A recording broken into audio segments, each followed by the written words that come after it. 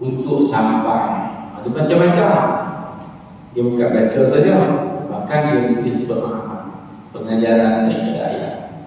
Baik, bismillahirrahmanirrahim. Sambung muka surat 49 469. Kita tengok tuan-tuan muka surat 469.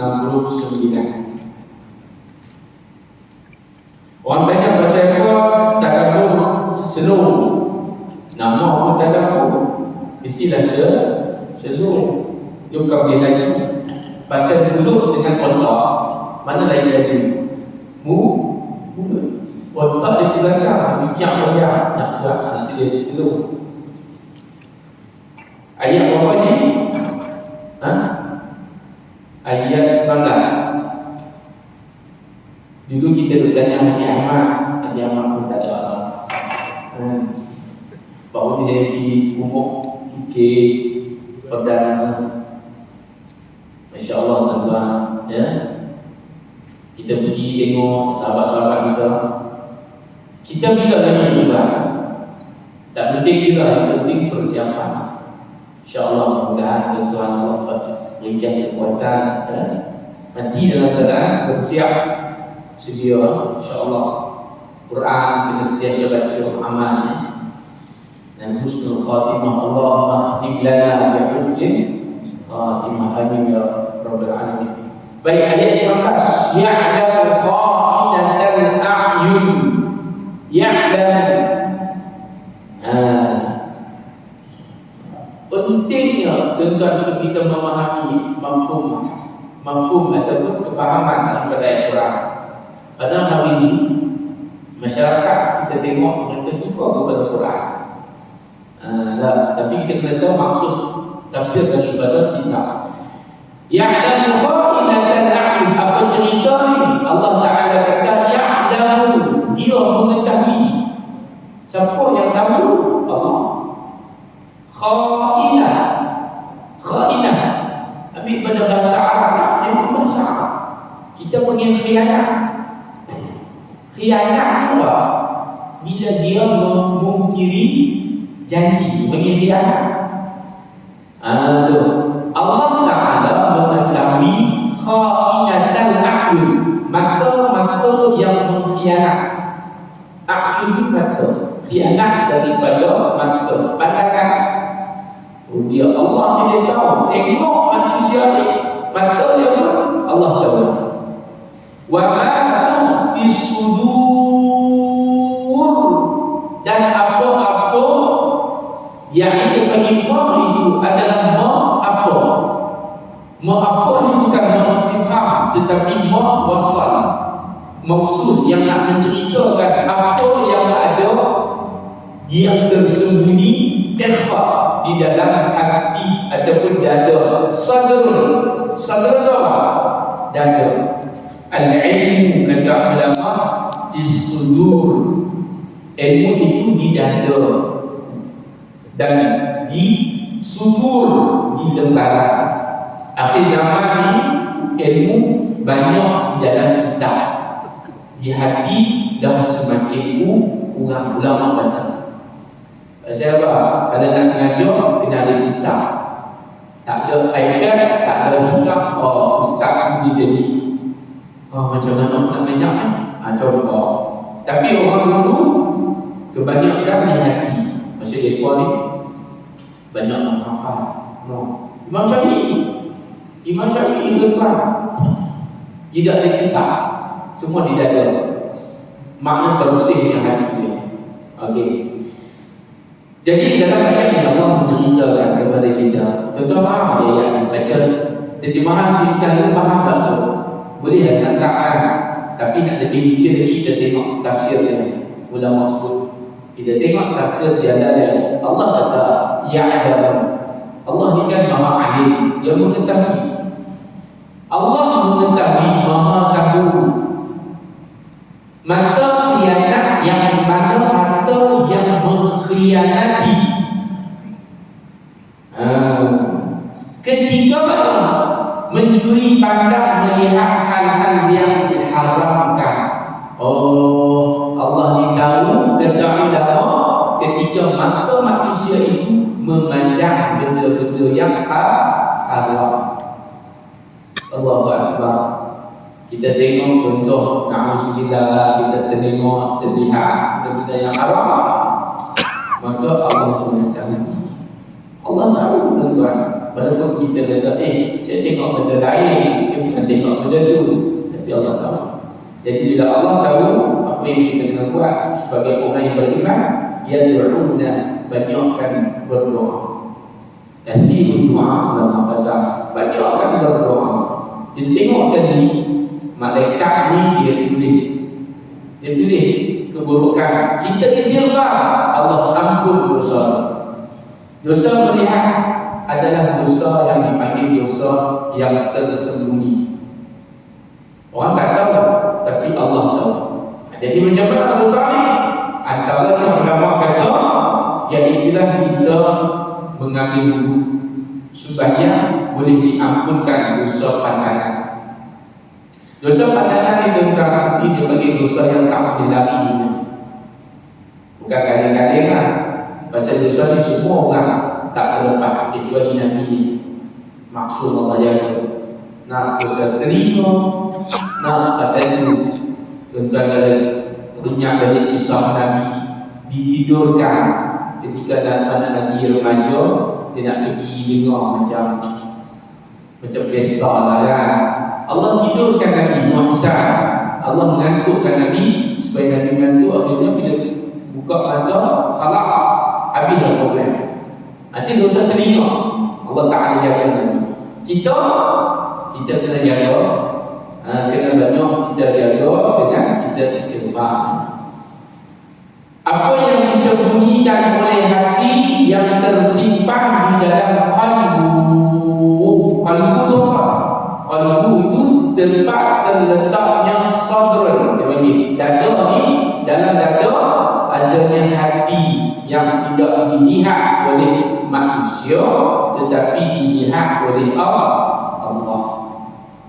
Allahumma ya muqallibal qulub. Sambung.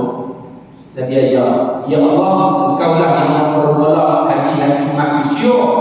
Sabbit qulubana ala dinik wa ala ta'atik. Tentang amal doa ini selepas sembahyang, insya-Allah Allah akan tetapkan hati kita. Allahumma ya muqallibal qulub, Engkaulah yang memperbolak balik hati-hati manusia. Sabbit, tetapkanlah. Sabata, sabbit di makna dia apa? Tetap. Tak nak bergoyang-goyang. Ya Allah, bagi tetap hati aku ni. Qulubana ala din, ke atas agama Islam, agama di sisi Allah, din. Ad-din, inna ad-dina 'inda Allahi Islam. Ala din wa ala ta'ati, dan di atas ketaatan kepada Allah Ta'ala. Ada soalan tak tuan-tuan? Jadi dalam ayat ini ada tentang tauhid. Apa tauhid dia? Allah Maha mengetahui. Alim sir wa asyuru qawlakum aw jahalu bi innahu alimun bizatis sudur. Surah Al-Mulk. Kita tak tunjuk ke orang pun Allah tahu. Kita tunjuk pun Allah Maha mengetahui. Alimun bizatis sudur, yang mempunyai, kita punya ada bagi apa? Hati ini Allah tahu belakang. Allah Rabbi. So tuan-tuan banyak istighfar insya-Allah. Wallahu yadhi bil haqq. Ambil sikit lagi ayat. Wallah. Bila kami perkataan depan waw, dia boleh ada tiga. Maksudnya yang pertama iaitu dia bagi adapun. Yang kedua, demi. Demi ni biasa dia dimula di awal surah. Demi masa. Sumpah. Taksim. Qasama. Taksim. Yang ketiga, wahyu menunjukkan bahawa Allah Ta'ala ni apa? Dia nak kata dan nak menceritakan. Dan Allah Subhanahu Wa Ta'ala, tengok terjemah dulu. Ya Qadhi. Qadhi. Kita panggil Qadhi. Kat mahkamah kita panggil Qadhi. Qadhi tu apa? Penghukum yang jatuhkan hukuman. Allah Ta'ala menghukum. Allah hukum macam mana? Bil haqqi, dengan hak, dengan benar, dengan adil, ya. Walladzina yad'una, dan orang-orang yad'una yang meminta doa yang berdoa, meminta ataupun memohon. Artinya doa orang yang meminta min dunihi, selain daripada Allah, la yaqduna, tidak dapat menghukum sesuatu pun. Apa pun dia tak boleh dah menghukum, menentukan. Jadi hanya Allah yang menentukan. Kita kalau kita minta dengan orang pun Allah yang bagi. Jadi Allah kata inna Allah, ini dia bagi nak cerita tentang kuasa Allah. Ada minta siapa pun Allah kata aku yang bagi, aku yang tentu, aku yang hukum. Allah hukum. Kalau dia nak benda tu jadi, ya. Jadi innama amruhu idza arada syai'an an yaqula lahu kun. Doktor kata minta maaf tu, minta maaf ni, hidup 6 bulan ni, kalau ikut ni, kalau nonton, elok ni. Yang doktor kata insyaAllah memerlukan sihat. Tengok esok lihat. Itu makna contoh. Inna Allaha huwas sami'ul basir. Dan dia adalah Allah yang maha mendengar. Sami'un, bukan mendengar. Sami' makna dia dia bagi dengar semua. Kalau biasa sama dengar. Sami' maha mendengar. Pendengaran apa yang kita ni semua Allah Ta'ala tahu. Basir, yang maha melihat. Allah tahu mereka melihat sampai kan lebih dalam daripada dalam hati dan semua Allah tahu. Ni berapa kedalaman yang kata air ni, berapa ribu, berapa juta ikan yang beranak, yang sakit, yang nak makan, semua Allah bagi rezeki. Sampai ke dalam batu pun ada ulat yang bergerak, semua Allah bagi elok, bagi rezeki. Allah Rabbi, hebatnya Allah. Inna Allaha huwas sami'un basir. Kata ulama, okey, tafsir pula. Tadi terjemah, dibaca sisi-sisi. Tafsir pula. Ini baru kita faham. Dan Allah Ta'ala, kata ulama, menghukum. Hukum itu dengan apa?